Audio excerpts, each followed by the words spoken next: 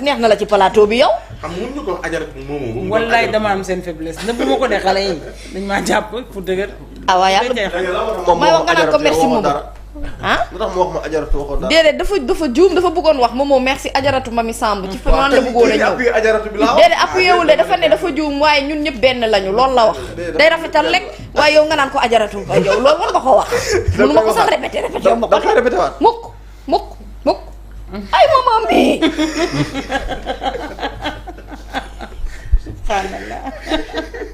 Sam bàyyil jàmm trouver de vraies solutions loolu la moomoo wax Sud Quotidien patrimoine la mais am na ñeneen ñoo xamante ne tamit ñu ngi ci presse tey on parle de Sud mais am na yeneen ñoo xamante ne ci ay jafe-jafe la ñu nekk am ay arriéré de salaire te boobaak léegi it ñu ngi tëyee ndikigum noonu laa ko mën a waxee aide à la presse bi nga xamante ne war nañ ko jébbal maison de presse yi ngir au moins ñu mën a sukkandiku. waaw jërëjëf Nabou quand j'ai appris l'appel aux dons bi nga xamante ne ñu ngi koy defal Sud am naa lu ma metti quand même parce que aujourd'hui Sud dafay le groupe Sud Communication de manière générale dafa bokk ci pionnier yi nga xamante ne ñoom ñoo inspiré la presse et ñoom ñoo insufflé cet élan de démocratie parce que loo xam ne existé na depuis 1986 ak hebdomadaire boo xamante ne donc moom mooy Sud Hebdo mooy bàyyi place Sud Quotidien en 93 94 ñu créé rajo boobu di Sud FM la première radio privée du Sénégal 96 ñu créé Institut supérieur des sciences muy ISIC li nga xamante ne jàng nañ ci lu bëri 2020 ndeysaan ci la Babacar Touré génn àdduna et Sud dafay rajo wala groupe boo xam ne de manière générale que ça soit ci presse écrite bi wala ci presse rajo dafa former ñu bëri ci wàllu journalisme avant sax d'avoir accès à l'école parce que il faut que ñu comprendre ne y a des journalistes qui sont formés sur le tas qui sont formés dans les rédactions ba nga xamante ne avec leurs années d'expérience dañuy dem ba finalement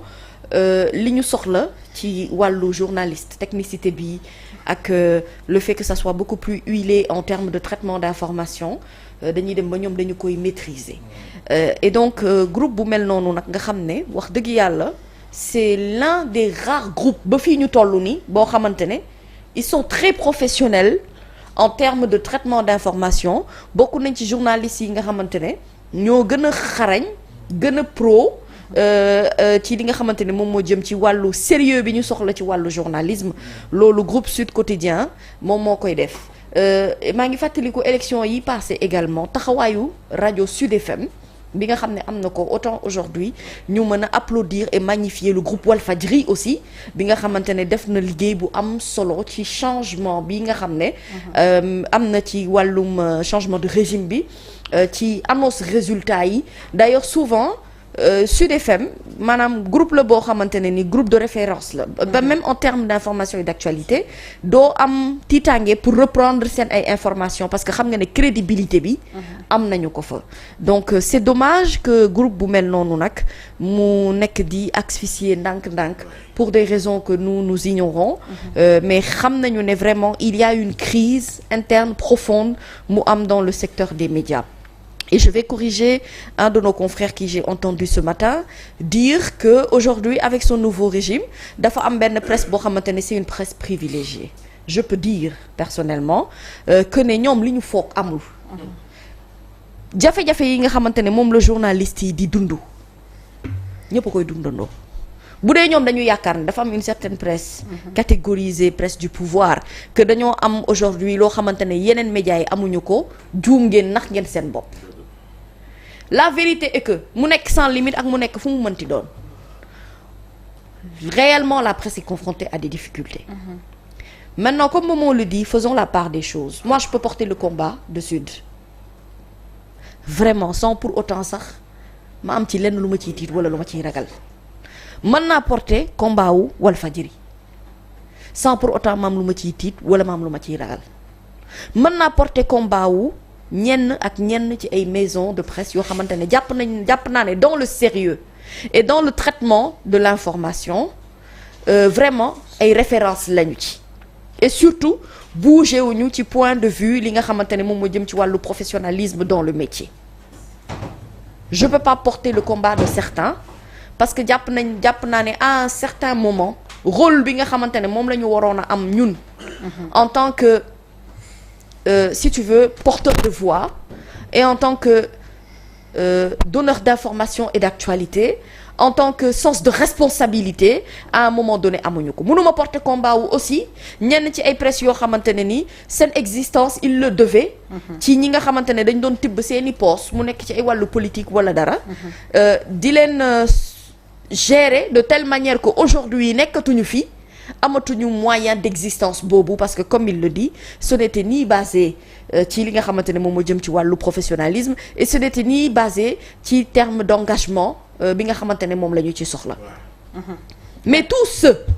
yi nga xamante ne bu nu xëyee dañuy def seen liggéey ni mu waree